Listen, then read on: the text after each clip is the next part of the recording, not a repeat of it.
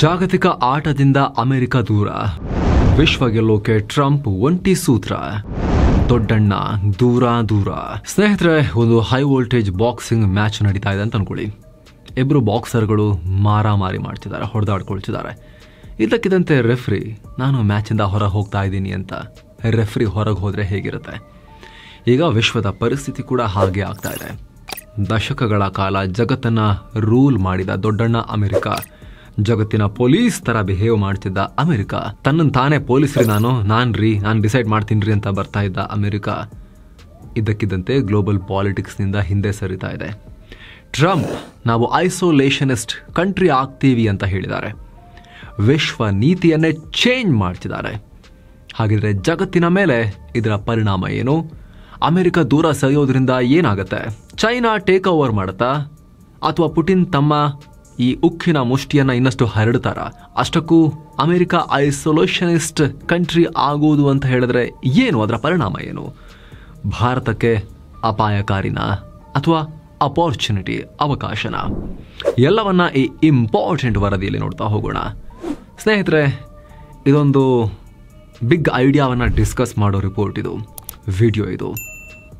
ಜಾಗತಿಕವಾಗಿ ಬಹುದೊಡ್ಡ ಬದಲಾವಣೆಯನ್ನ ಸೂಕ್ಷ್ಮವಾಗಿ ಹಿಸ್ಟಾರಿಕಲ್ ಘಟ್ಟಗಳನ್ನ ನೋಡ್ತಾ ನೋಡ್ತಾ ನೋಡ್ತಾ ಅರ್ಥ ಮಾಡ್ಕೊಳ್ತಾ ಪ್ರೆಸೆಂಟ್ಗೆ ಬಂದು ಫ್ಯೂಚರ್ ಅನ್ನ ಕೂಡ ನೋಡೋ ವರದಿ.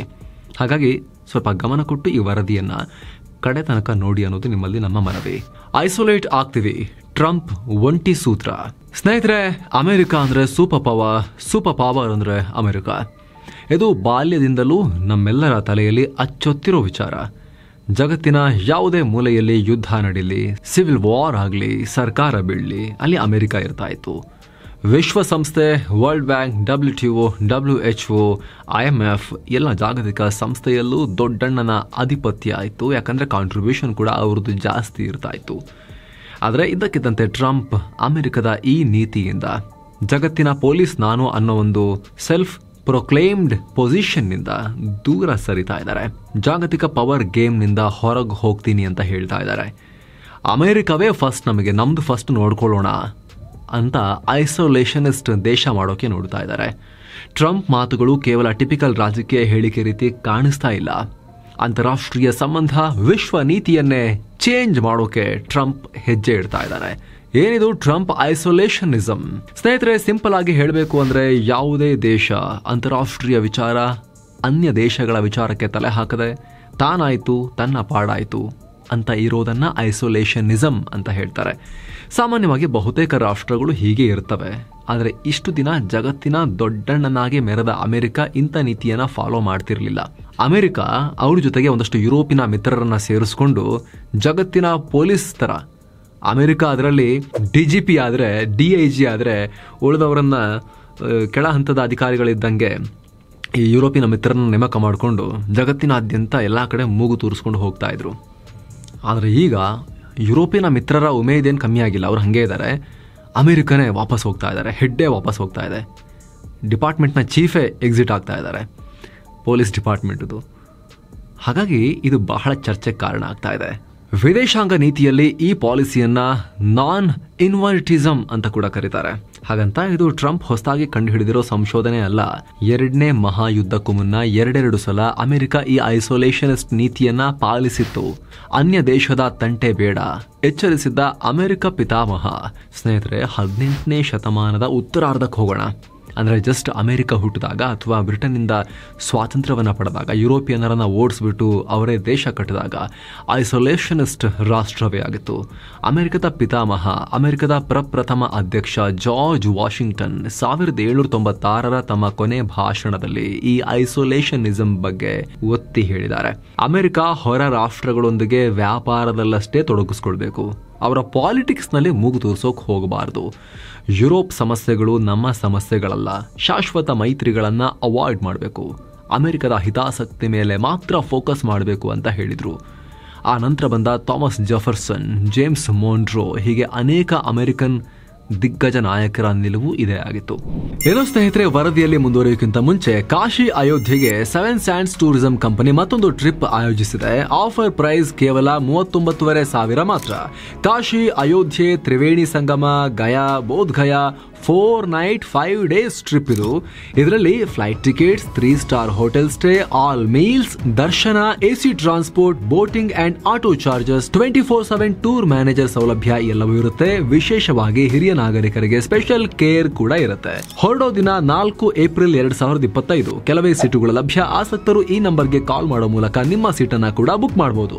ಬನ್ನಿ ಈಗ ವರದಿಯಲ್ಲಿ ಮುಂದುವರಿಯೋಣ.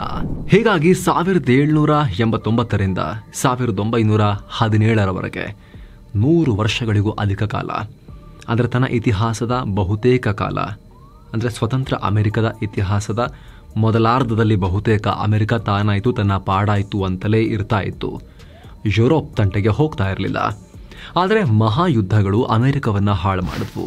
ದೊಡ್ಡಣ್ಣನ ಕೆಣಕಿದ ಜರ್ಮನಿ, ಜಪಾನ್ ಮಹಾಯುದ್ಧದಿಂದ ಅಮೆರಿಕಕ್ಕೆ ಅಮಲು. ಸ್ನೇಹಿತರೆ, ಮೊದಲನೇ ಮಹಾಯುದ್ಧದಲ್ಲಿ ಜರ್ಮನಿ ಅಮೆರಿಕದ ಹಡಗುಗಳ ಮೇಲೆ ದಾಳಿ ಮಾಡಿದ್ದು, ಜೊತೆಗೆ ಮೆಕ್ಸಿಕೋಗೆ ಅಮೆರಿಕದ ಮೇಲೆ ದಾಳಿ ಮಾಡುವಂತೆ ಕುಮ್ಮಕ್ಕು ಕೊಟ್ಟಿದ್ದು ದೊಡ್ಡಣ್ಣನ ತಪೋಭಂಗ ಮಾಡೋಕೆ ಕಾರಣ ಆಯಿತು. ಅಮೆರಿಕ ಯುದ್ಧಕ್ಕೆ ಇಳಿಬೇಕಾಯಿತು. ಅಲ್ಲಿವರೆಗೂ ತನ್ನ ಪಾಡಿಗೆ ತಾನು ಅಂತ ಇದ್ದ ಈ ರಾಷ್ಟ್ರ ಜಾಗತಿಕ ಪಾಲಿಟಿಕ್ಸ್ನಲ್ಲಿ ಇನ್ವಾಲ್ವ್ ಆಗಬೇಕಾಯಿತು. 2 ವರ್ಷ ಅಮೆರಿಕ ಅಲೈಡ್ ಪಡೆಗಳ ನೇತೃತ್ವ ವಹಿಸಿಕೊಳ್ತು, ಯುದ್ಧ ಗೆಲ್ತು. ಬಟ್ ಈ ಯುದ್ಧ ಮುಗಿದ ನಂತರ ಕೂಡ ಅಮೆರಿಕ ಮತ್ತೆ ಐಸೋಲೇಷನಿಸಂಗೆ ಹೊರಟೋಗಿತ್ತು. ಮಿತ್ರ ಪಡೆಗಳಿಗೆ ಯುದ್ಧ ಗೆಲ್ಲಿಸಿಕೊಟ್ಟಿದ್ರು. ಅವುಗಳು ಸ್ಥಾಪಿಸಿದ ಲೀಗ್ ಆಫ್ ನೇಷನ್ಗೆ ಜಾಯಿನ್ ಆಗಿರಲಿಲ್ಲ. ಲೀಗ್ ಆಫ್ ನೇಷನ್ ವಿಶ್ವಸಂಸ್ಥೆಯ ಮೊದಲ ಅವತಾರ ಇದು. ಆದರೆ ದೊಡ್ಡಣ್ಣ ಇಂಥ ಸಂಸ್ಥೆಯನ್ನೇ ಸೇರಿರಲಿಲ್ಲ, ಐಸೋಲೇಟ್ ಆಗಿತ್ತು. 2ನೇ ಮಹಾಯುದ್ಧ ಶುರುವಾಗೋವರೆಗೂ ಹೀಗೆ ಇತ್ತು. ಆದರೆ 2ನೇ ಮಹಾಯುದ್ಧದಲ್ಲಿ ಜಪಾನ್ ಮತ್ತೆ 2ನೇ ಬಾರಿಗೆ ಅಮೆರಿಕವನ್ನ ಹಾಳು ಮಾಡ್ತು. ಪರ್ಲ್ ಹಾರ್ಬರ್ ಮೇಲೆ ದಾಳಿ ಮಾಡಿ ಅಮೆರಿಕವನ್ನ ಮತ್ತೆ ಯುದ್ಧಕ್ಕಿಳಿಯುವಂತೆ ಪಂತ ಆಹ್ವಾನ ಕೊಡ್ತು. ಸೊ ಮತ್ತೊಮ್ಮೆ 2ನೇ ಬಾರಿಗೆ ಮಹಾಯುದ್ಧದಲ್ಲೇ ಅಮೆರಿಕ ಯುದ್ಧಕ್ಕಿಳಿಬೇಕಾಯಿತು, ಯುದ್ಧದ ನೇತೃತ್ವವನ್ನು ವಹಿಸಬೇಕಾಯಿತು. ಜಾಗತಿಕ ರಾಜಕೀಯಕ್ಕೆ ಮತ್ತೊಮ್ಮೆ ಎಂಟ್ರಿ ಕೊಡಬೇಕಾಯಿತು. ಅಲ್ಲಿಂದ ಅಮೆರಿಕ ಹಿಂತಿರುಗಿ ನೋಡ್ಲೇ ಇಲ್ಲ. ಯುದ್ಧೋನ್ಮಾದ ದೊಡ್ಡಣ್ಣನ ತಲೆ ಕೆಡಿಸಿಬಿಡ್ತು. ಸೂಪರ್ ಪವರ್ ಅನ್ನೋ ಅಮಲು ಏರ್ಬಿಡ್ತು. ಇದೇ ಉನ್ಮಾದದಲ್ಲಿ ಅಮೆರಿಕ ಹೊಸ ವರ್ಲ್ಡ್ ಆರ್ಡರ್ನ ಹುಟ್ಟುಹಾಕ್ತು.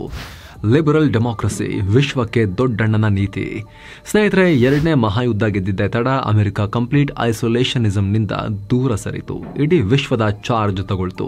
ಜಗತ್ತಿನಲ್ಲಿ ವ್ಯಾಪಾರ, ವ್ಯವಹಾರ, ರಾಷ್ಟ್ರಗಳ ಮಧ್ಯೆ ಸಂಬಂಧ ಹೇಗಿರಬೇಕು ಅಂತ ತಾನೇ ಡಿಕ್ಟೇಟ್ ಮಾಡೋಕೆ ಶುರು ಮಾಡ್ತು. ಇದಕ್ಕಾಗಿ ವಿಶ್ವಸಂಸ್ಥೆ, world bank, WHO, WTO, IMF ಹೀಗೆ ತನ್ನ ಅಣತಿಯಂತೆ ನಡೆಯುವ ಜಾಗತಿಕ ಸಂಸ್ಥೆಗಳನ್ನು ಹುಟ್ಟಾಕ್ತು. ತನ್ನ ಮಾತು ಕೇಳುವಂತ ರಾಷ್ಟ್ರಗಳೊಂದಿಗೆ ಮಿಲಿಟರಿ ಅಲಯನ್ಸ್ ಮಾಡಿಕೊಳ್ತು.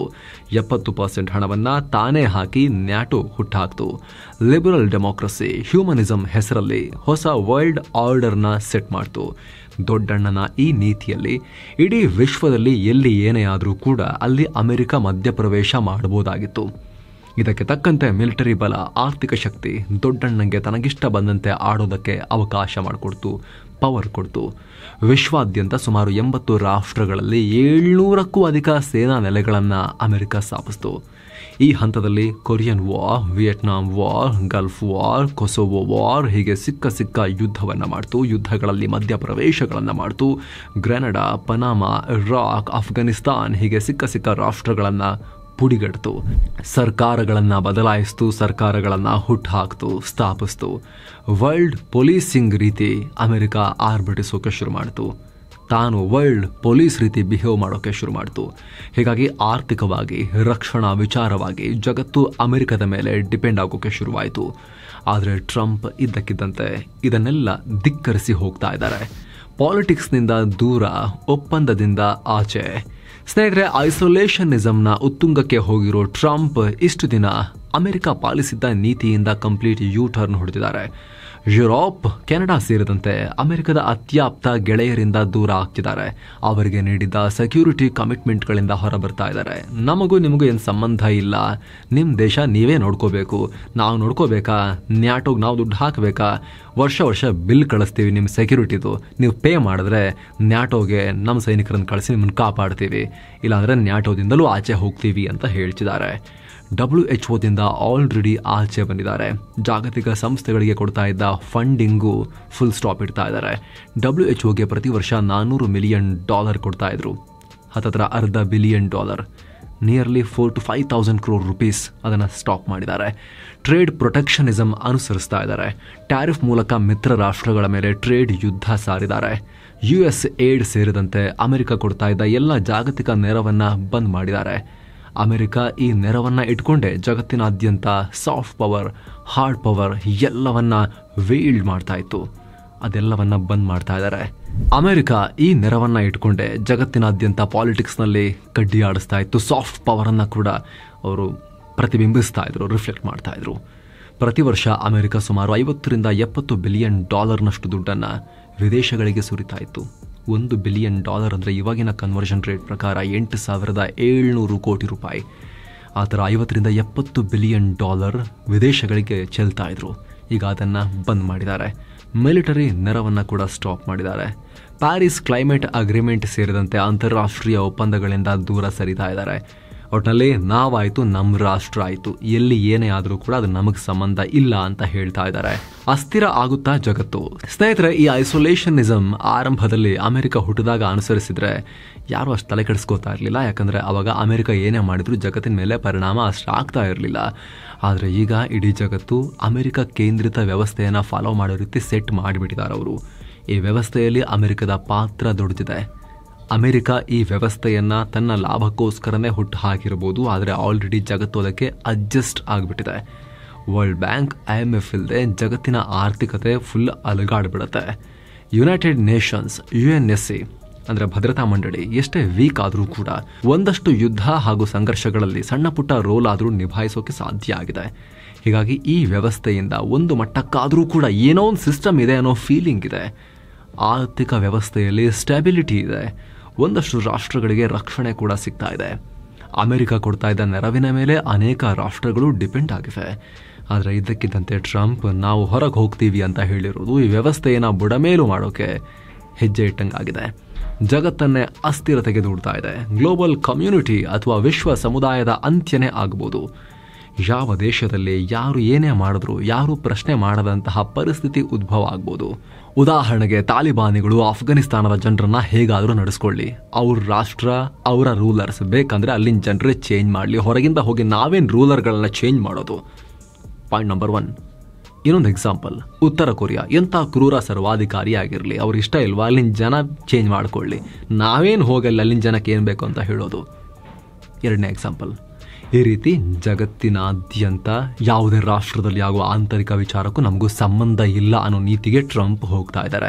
ಮೊದಲು ಹೀಗೆ ಇತ್ತಲ್ಲ, ಜಾಗತಿಕವಾಗಿ ಅಮೆರಿಕ ಸೂಪರ್ ಪವರ್ ಆಗಿ ಎಮರ್ಜ್ ಆಗಿ ಈ ಹ್ಯೂಮನಿಸಮ್ ಅನ್ನೋ ಒಂದು ಸಿದ್ಧಾಂತ ಅಥವಾ ಲಿಬರಲ್ ಹ್ಯೂಮನಿಸಮ್ ಅನ್ನ ಹರಡೋಕ್ಕಿಂತ ಮುಂಚೆ, democracy, freedom of speech, freedom of expression ಹರಡೋಕ್ಕಿಂತ ಮುಂಚೆ ಇದ್ದ ಜಗತ್ತಿತ್ತಲ್ಲ, ಆಯಾ ರಾಷ್ಟ್ರದ ಒಳಗೆ ಅಲ್ಲಿನ ರಾಜರು, ರೂಲರ್ಗಳು ಹೆಂಗೆ ಬೇಕಾದರೂ ಬಿಹೇವ್ ಮಾಡ್ಬೋದು, ಹೇಳೋರಿಲ್ಲ ಕೇಳೋರಿಲ್ಲ, ಪವರ್ ಇದ್ದವನೇ ಆಟ. ಆ ನೆಲೆಗಟ್ಟಿಗೆ ಮತ್ತೆ ಜಗತ್ತು ಹೋಗೋ ಅಪಾಯ ಕಾಡ್ತಾ ಇದೆ. ಇವಾಗ ಅಟ್ಲೀಸ್ಟ್ ಎಂಥ ಕ್ರೂರ ಸರ್ವಾಧಿಕಾರಿಗಳಾದರೂ ಕೂಡ ಜಗತ್ತು ಏನು ಹೇಳುತ್ತೆ, ವಿಶ್ವ ಸಮುದಾಯ ಏನು ಹೇಳುತ್ತೆ ಅನ್ನೋ ಆತಂಕದಲ್ಲಿರ್ತಾರೆ. ಪುಟಿನ್ರಂಥವರು ಕೂಡ ನಮ್ಮ ದೇಶದಲ್ಲಿ ಡೆಮೋಕ್ರಸಿ ಇದೆ ರೀ ಅಂತ ಹೇಳೋಕ್ಕಾದ್ರೂ ಪ್ರಯತ್ನ ಪಡ್ತಾರೆ. ಕಮ್ಯುನಿಸ್ಟ್ ಡಿಕ್ಟೇಟರ್ಶಿಪ್ ಚೈನಾ ಕೂಡ ನಮ್ಮದೇ ಆದ ಫಾರ್ಮ್ ಡೆಮೋಕ್ರಸಿ ರೀ ಇದು, ಇಲ್ಲೂ ಕೂಡ ಮನುಷ್ಯರಿಗೆ ಅವ್ರದ್ದೇ ಆದ ಹಕ್ಕುಗಳಿವೆ ರೀ ಅಂತ ಹೇಳುತ್ತೆ. ನಿಮ್ಮ ಸ್ಟೈಲ್ ಬೇರೆ, ನಮ್ಮ ಸ್ಟೈಲ್ ಬೇರೆ, ಬಟ್ ಇಲ್ಲೂ ಕೂಡ ಇದೆ ಅಂತ ಚೈನಾ ಹೇಳುತ್ತೆ ಜಾಗತಿಕವಾಗಿ. ಯಾಕಂದ್ರೆ ಅಮೆರಿಕ ಆ ರೀತಿ ಗ್ಲೋಬಲ್ ವರ್ಲ್ಡ್ ಆರ್ಡರ್ನ ಸೆಟ್ ಮಾಡಿದೆ. ಲಿಬರಲ್ ಹ್ಯೂಮನಿಸಮ್ ಅನ್ನೋ ಮನುಷ್ಯನ ಹಕ್ಕುಗಳು ಮತ್ತು ಸ್ವಾತಂತ್ರ್ಯವೇ ಮುಖ್ಯ ಅನ್ನೋ ನೀತಿಯನ್ನ ಏನು ಸೆಟ್ ಮಾಡಿದೆ, ಡೆಮೋಕ್ರಸಿಯನ್ನ, ಅದನ್ನ ತನ್ನ ಲಾಭಕ್ಕೋ ಸ್ವಾರ್ಥಕ್ಕೋ ಮಾಡಿದೆ. ಕೆಲವೊಂದ್ಸಲಿ ಅವ್ರಿಗೆ ಬೇಕಾದಾಗ ಡಿಕ್ಟೇಟರ್ಗಳೊಂದಿಗೆ ಅವ್ರು ಸೇರ್ಕೊಂಡಿದ್ದಾರೆ, ಅದು ಬೇರೆ ವಿಚಾರ. ಬಟ್ ಓವರ್ ಆಲ್ ಆ ರೀತಿ ನರೇಟಿವ್ ಅನ್ನ ಸೆಟ್ ಮಾಡಿದೆಯಲ್ಲ, ಅದೆಲ್ಲವೂ ರಿವರ್ಸ್ ಆಗಬಹುದು. ಹೇಳೋರಿಲ್ಲ ಕೇಳೋರಿಲ್ಲ ಜಗತ್ತಲ್ಲಿ, ನಮಗಿಷ್ಟ ಬಂದಿದ್ದನ್ನು ನಾವು ಮಾಡ್ಬೋದು ಅಂತ ಆಯಾ ರಾಷ್ಟ್ರದಲ್ಲಿರೋ ಪವರ್ಫುಲ್ಗಳು ಮುಂದಾಗಬಹುದು. ಜೊತೆಗೆ ವ್ಯಾಪಾರದಲ್ಲಿ ಟ್ರೇಡ್ ವಾರ್, ಪ್ರೊಟೆಕ್ಷನಿಸ್ಟ್ ನೀತಿಗಳು ಇನ್ಮೇಲೆ ಕಾಮನ್ ಆಗ್ಬೋದು. ವಿಶ್ವವೇ ಒಂದು ಮಾರುಕಟ್ಟೆ ಅನ್ನೋದು ಇತಿಹಾಸ ಆಗ್ಬಿಡ್ಬೋದು. ಇದು ಆರ್ಥಿಕ ಹಿಂಜರಿತಕ್ಕೂ ಕಾರಣ ಆಗ್ಬೋದು. ಇನ್ನಷ್ಟು ಜಾಗತಿಕ ಸಂಘರ್ಷಗಳಿಗೂ ಎಡೆ ಮಾಡಿಕೊಡ್ಬೋದು.